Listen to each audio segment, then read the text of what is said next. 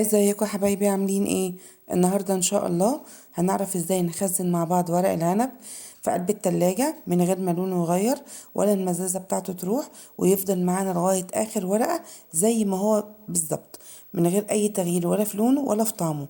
بس اللي اول مرة يشوفني يا ريت يشجعني ولا يعمل لي لايك وسبسكرايب. انا هنا معايا ورق العنب بالشكل ده.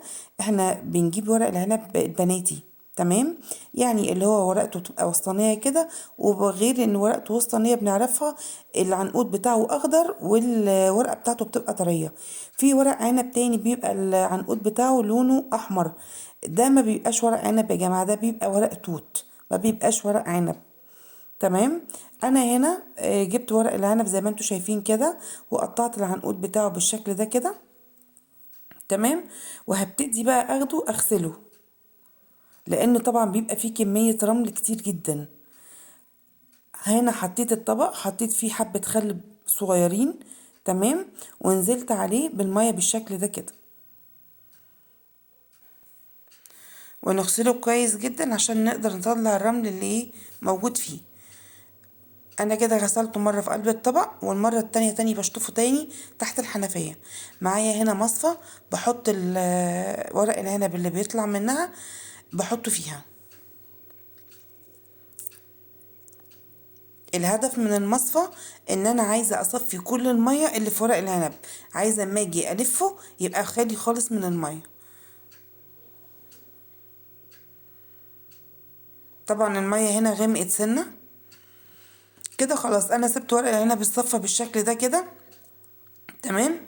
معايا هنا كان في الورق العنب اللي انا جايباه ده كان في كام ورقه كده كبيره، فانا هاخد الورقه الكبيره دي احطها على وشها بالشكل ده كده، وهاخد بقى فين الورق اللي انا اساسا ان انا جايباه كله صغير، هاخد بقى الورق الصغير زي ما احنا شايفين كده واحطه خلف خلاف مع الورقه الكبيره، وهتنيه بالشكل ده كده. هعمله صوابع بالشكل ده، سهل جدا ما فيهوش اي حاجه. طبعا انت عارفه عدد الافراد عندك قد ايه اللي بياكلوا ورق العنب، فبتملي الكيس على قده. ما تخافيش لو حطيتي اكتر من لفه بالشكل ده مش هيجرى لها حاجه، ومش هتفك ومش هيجرى لها حاجه، ما تخافيش. هنعمل واحده تانية اهي، ومش شرط تعملي ورقتين خلف خلاف، ممكن تعمليهم كلهم فوق بعض بشكل واحد، مفيش مشكله. كده هنا انا حطيت لفتين، وبقفلهم بالشكل ده كده واطلع منهم الهواء، وبقفل الكيس بالشكل ده كده، وبأي لزق سولوتيب عندك ايه تقفلي الكيس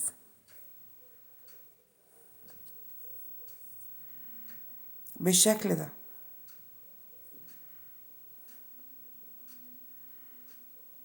ده شكل الكيس بعد ما خلصته. هعمل كمان مرة كيس معاكم.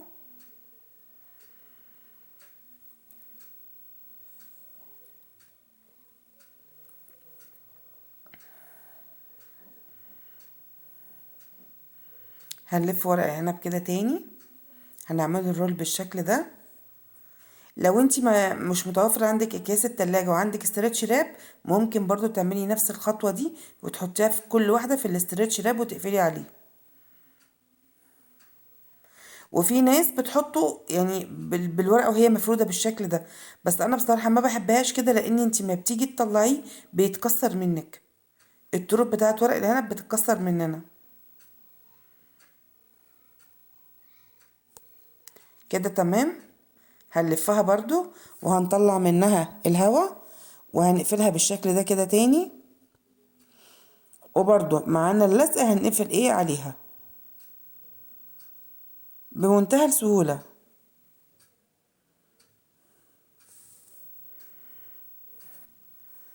كده دي الكمية اللي انا عملتها، هنعينها بقى في الفريزر.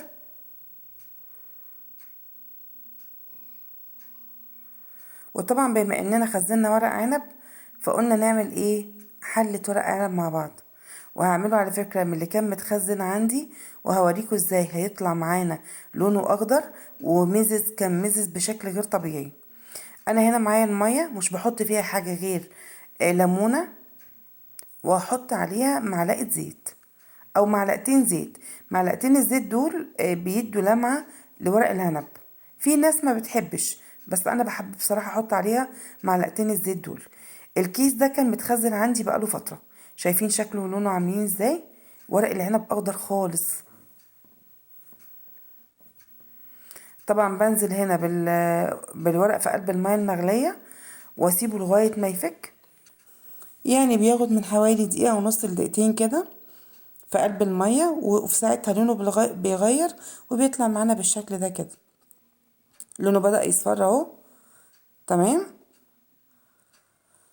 احنا مش هنغليه مدة طويلة، يعني يا دوبك دقيقة دقيقة ونص مش اكتر، عشان الورق ما يتريش مننا وفي الاخر مش هنعرف نحشيه ويتقطع مننا واحنا بنحشيه. تمام كده. هنا خلاص المفروض ان انا هبدأ اشيله من المية، نصفيه من ميته كويس بالشكل ده. شايفين لونه عامل ازاي؟ والله العظيم كان طعمه مزز جدا.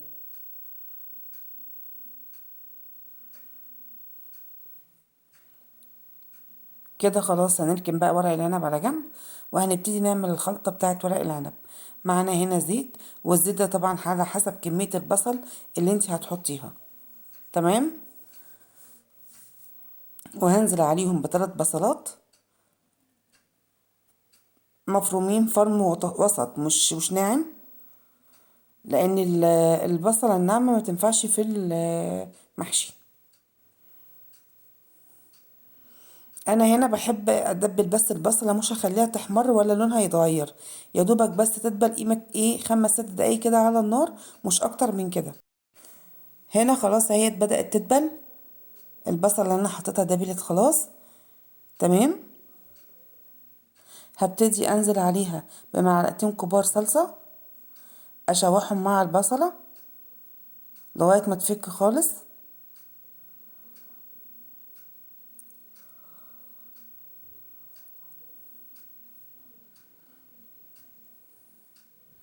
كده خلاص فكت معانا. هنزل بجزء من التوابل.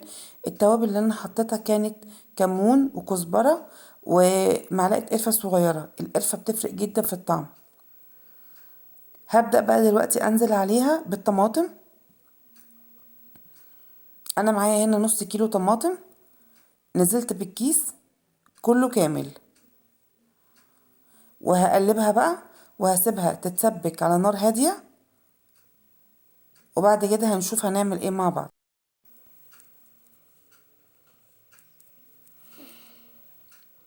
هنا خلاص الطماطم كانت اتسبكت زي ما انتوا شايفين بالشكل ده كده. هنقلبها وهنطفي عليها وهنسيبها تبرد، عشان ما ينفعش نستعملها على الرز وهي سخنة. مش هنستعملها على الرز وهي سخنة ليه؟ عشان ما تسرعش سوى الرز اللي احنا بنعمله.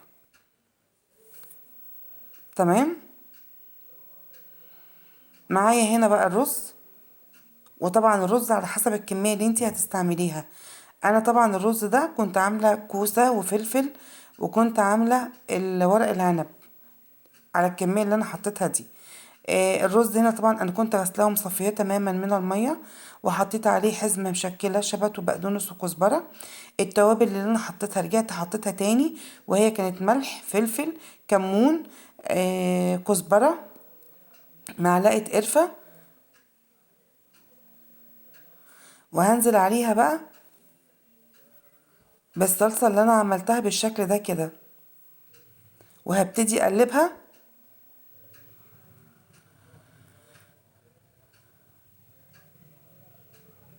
على الرز واعمل الخلطة بتاعت المحشي.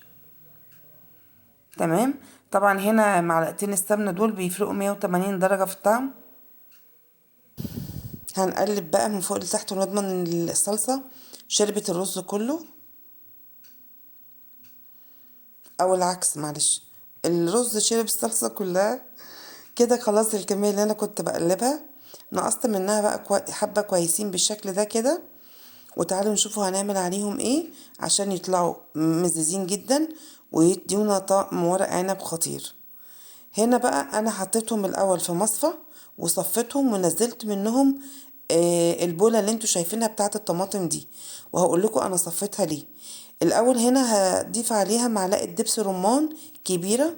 طبعا هنا النوع اللي انا بستعمله تقيل جدا ومزازته قوية، فانا بكتفي بصراحة بمعلقة واحدة بس. تمام. هنقلبها بقى في الرز بالشكل ده كده. طبعا انا هنا صفيت الصلصه من الرز علشان اما اجي الف ورق العنب ما تبقاش الورقه يعني ايه، مش ماسكه قوي او يعني مفشفشه كده شويه. انا ما بحبش كده، انا بحب الورقه بتبقى ماسكه وناشفه عشان ما تفكش مننا في قلب التسويه بتاعتنا. تمام. انا هنا بقى جبت الحله اللي انا هرص فيها ورق العنب، حطيت طبقه من الطماطم وطبقه من البصل شرايح بالشكل ده، وهنزل كمان بطبقه من البطاطس. طبعا البطاطس لما بتستوي وينزل عليها الصوص والصلصه والمزازه بتاعت ورق العنب بتدي طعم خطير. وطبعا البطاطس دي اختياري بالنسبه لك، حابه تحطيها حبه، مش حابه مفيش مشكله. تمام. هنيجي بقى هنا عشان نلف ورق العنب. طبعا احنا هنا معانا الورق والرز. بجيب الورقة بشوف الجهة الخشنة، هي دي اللي انا بلف عليها، وبفرد الرز زي ما انتوا شايفين كده، وببتدي اطبق من الجناب وابتدي الف بالشكل ده كده. بيتلف معايا بمنتهى السهولة عشان هو مفيش جواه صلصة، فبالتالي الورقة ناشفة معايا وقادرة ان انا الفها كويس. هعمل معاكم واحدة كمان. بتني كده من فوق وبعد كده من الجوانب، وبقفل وبضغط كويس جدا وانا بقفلها علشان ما تفكش مننا في قلب السوا. هكمل انا بقى الكمية. هنا انا كملت الحلة بالشكل ده كده، ونزلت بالبولة اللي انا كنت مصفياها من الرز. دي بولة الدمعة اللي انا كنت صفيتها كلها من الرز. وهكمل بقى بالمية او الشوربة على حسب ما انت متوفر عندك. تمام. طبعا انا هنا بسيب فرق مسافة، يعني انا ما بغطيش الطبقة الاخيرة بالمية، بسيبها من غير مية خالص، لان كده كده المية هتغلي وهتغطيها وهتبقى معانا كويسة جدا. انا هنا ولا هغطي بورق ولا هغطي بطبق ولا هغطي باي حاجة، وهتشوفوا دلوقتي مفيش واحدة من الورق العنب ده هتفك مننا. انا هنا كده حطيته على النار بس معلية عليه النار كده، هيبدأ يغلي بالشكل ده كده. خلاص ابدأ اوطي عليه خالص واسيبه يستوى براحته خالص. اول ما يبتدي يغلي بالشكل ده هوطي عليه واسيبه يستوى على نار هادية. شايفين شكله عامل ازاي؟ مفيش واحدة فيه فكت، ولا حطيت طبق ولا حطيت اي حاجة عليه.